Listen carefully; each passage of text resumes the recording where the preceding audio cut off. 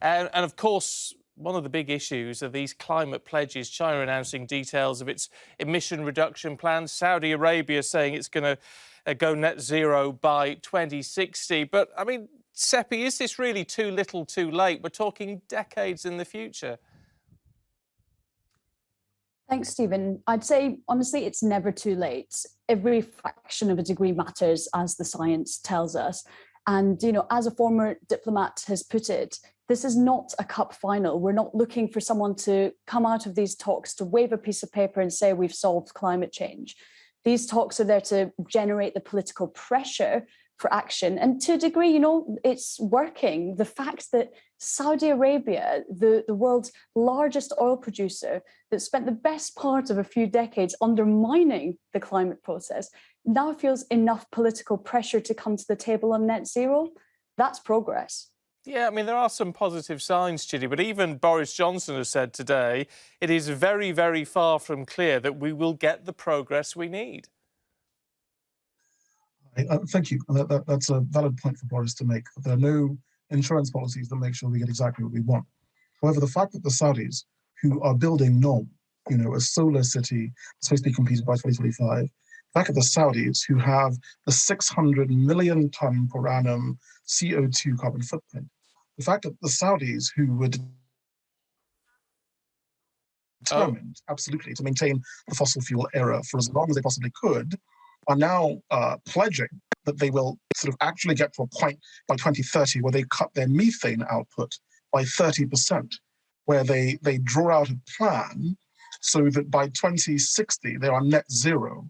All of these are great starting points for us to continue to talk to the Saudis. And just as a minor aside, while we've watched global politicians dance around the issue of net zero, I think that Prince Charles's position of being able to convince an alternative monarchy in the Middle East, with its challenges, to actually change its course from backing its national industry champion, Aramco, to turning around and saying that they will look at alternative diversification for their economy. I think these are wins. I think this is to be celebrated.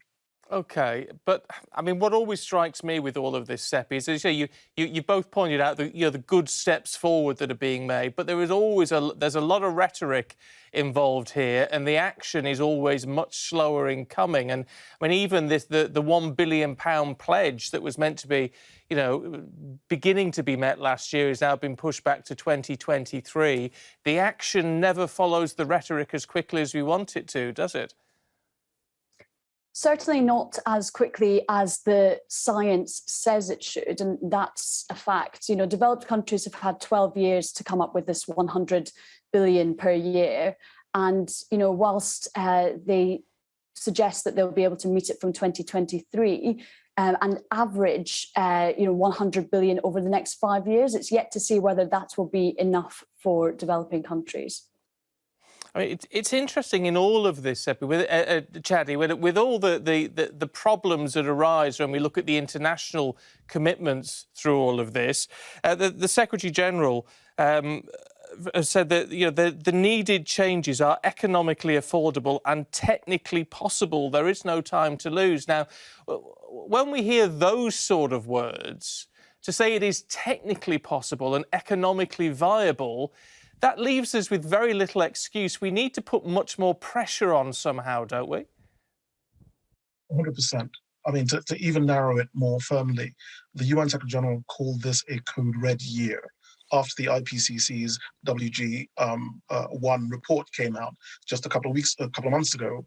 We know for a fact that there is a capacity in countries across the OECD to make very rapid changes, to decarbonize very quickly.